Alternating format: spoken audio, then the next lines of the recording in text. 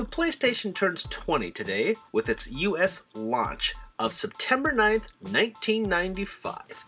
Now, before PlayStation, there was Sony Imagesoft, a group established by the Sony music brand, and it was kind of a publisher to video games. It ran from 89 to 95, in between the times when Nintendo was trying to collaborate with Sony to make a disc-based add-on for the Super Nintendo for them, and then when that faltered out, they still continued to publish games. Now, a lot of people probably don't hear about Sony Imagesoft because it's not a great brand, in that most of the games are kind of direct, most of them are movie licenses. Here are 10 examples. There are some hidden gems, but, well, you'll see. Many games probably do not know this, but Three Ninjas was pretty awesome back in the 90s. I remember watching this movie a million times.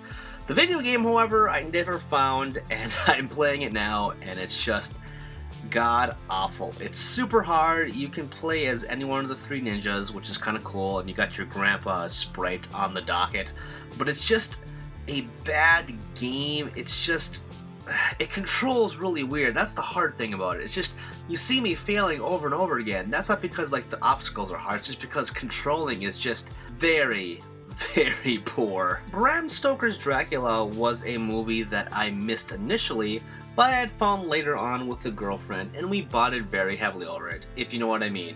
It's a very sexual movie. Look into it. Anyway, picking the game up now, again, very poor. I don't know if it's trying to harken Castlevania or what.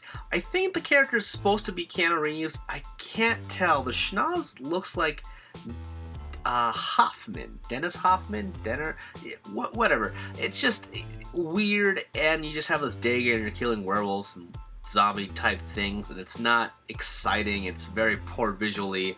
Again, another game where the controls are just kind of poor. Even this boss battle is just kind of ho-hum. Of course, Stallone is going to be on the list with Cliffhanger. It's exactly as it sounds. It's a movie where he gangs off cliffs and he's trying to rescue some people, I think, or he's some kind of soldier. I don't remember too much of the movie.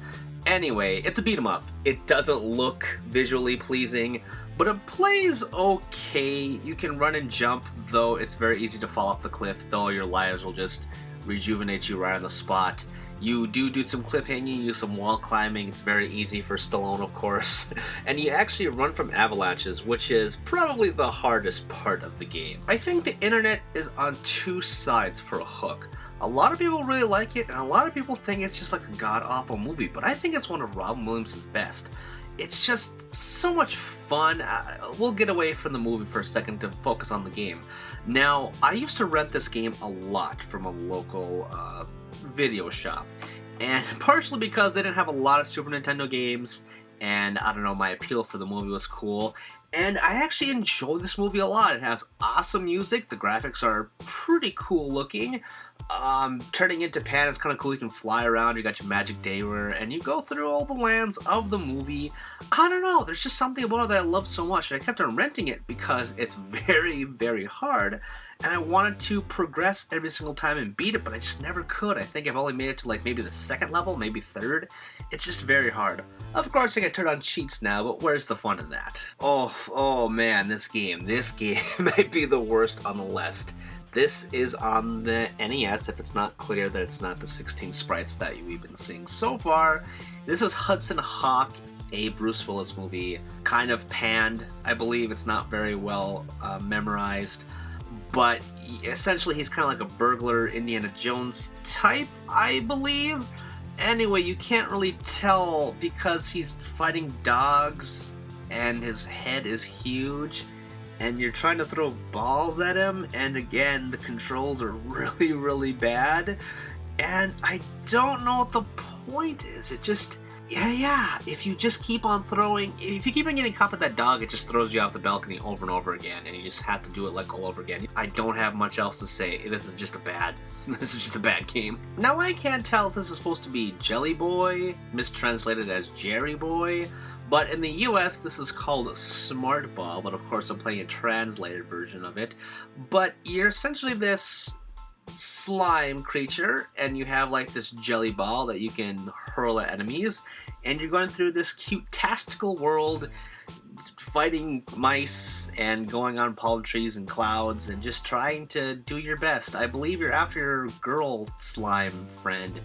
And yeah, I don't know why it's called Smart Ball in the US. I think Jerry Boy is also a dumb name, as well as Jelly Boy.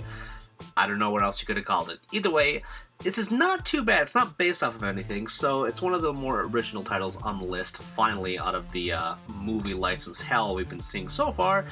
But, you know, there's not much to it either. Now, Mickey Mania may be based on the license of Mickey, but there's actually quite a few awesome Mickey games. This is not one of them, but it's not a bad concept. So, Mickey is going through all of his classic cartoons. The first one is Steamboat Willie. The second one is the one where you meet the crazy doctor that was in... He was the villain in the epic Mickey games. I can't remember what his name is. I want to say Dr. Zhivago. That is definitely not it, though. He's not, again, some mad Russian. Anyway, so that's... You go through these classic ways, and as you can see, it's black and white, but then you traverse into color. It's kind of a cool concept for Mickey to go into his cartoons. Again, the controls. It's just kind of weird to play. Also a very hard game. And I had recorded some footage of the second episode, but it was so hard and I died so much that I didn't want to like show my face and my gameplay of that. So it's just the first level here. But, you know, again, cool concept, but not a very good execution, as it were. Hands down, Sky Blazer is the best game on the list. Not just like, well, out of all these bad games, I guess Sky Blazer is the top of it. No, Sky Blazer is an actually awesome Super Nintendo game. It's an action game, you get magic, you get special abilities, you can clean the walls, and visually and mechanically you may be able to tell, though maybe you wouldn't put these two things together, the same developers that made Hook made this game, and it's awesome. Graphics are cool, music's awesome, the story, it has a story, kind of, you know, whatever, it's a 90s game. But yeah, it's just a lot of fun to play. Again, kind of hard, but you got a world map and you're going through all these missions, and it's just, yeah, it's a treasure among Sony Imagesoft's group. And it's kind of sad that, you know, maybe there could have been another one, or a Hook 2 or something. It was kind of cool to see the developers do this later on. Of course, I never played this game. Most of these games I pretty much never played except for Hook. And that's because I just, you know, knew what to avoid. And Sky Blazer I never heard of until I started some digging. So anyway, check this game out is what I'm trying to say. Spawn is kind of made fun of for a lot of reasons. I'm not sure if this is based off of just Todd McFarlane's Karmic or if it's based off of the movie. Either way, I don't think this is a bad game. I think the visual sprites are kind of cool. It's just kind of a, you know, mediocre beat 'em up, but I don't think it's offensive in any way, really. It's just, you know, beat 'em up. Of course, I think Spawn's supposed to be a more visceral, kind of Batman-y type of bloody character, and this is very toned down for the kids, and maybe that's why people didn't like it that much. And again, it's just kind of a mediocre beat 'em up, but still, I don't think it's really that bad. Last but not least, we have another strange game, and it's Super Dodgeball, and this is for the Nintendo. And it's not a Super game. It's very confusing as a kid because I always thought that Super Dodgeball was for the Super Nintendo, but no, it's just a dodgeball game starring the River City Ransom kids. The Kunio-kun series is a big series from Technos Japan. There's a ton of games that we never got over here. I believe River City Ransom and Super Dodgeball are pretty much the only ones starring the Kunio guys. There might be some others, but there's all kinds of mini games that they're starring in, and I think there might be an RPG. Anyway, it's just a dodgeball game, cute sprites. If you have played River City Ransom, you may recognize it. But yeah, again, not a bad game for a sports title. And there you have it, Sony Imagesoft, a lot of licensing deals. Altogether, I think they published about, I would say, over 20 games. This is half the list. I think there's a little bit more than that. There's some sports games on there, like some ESPN things.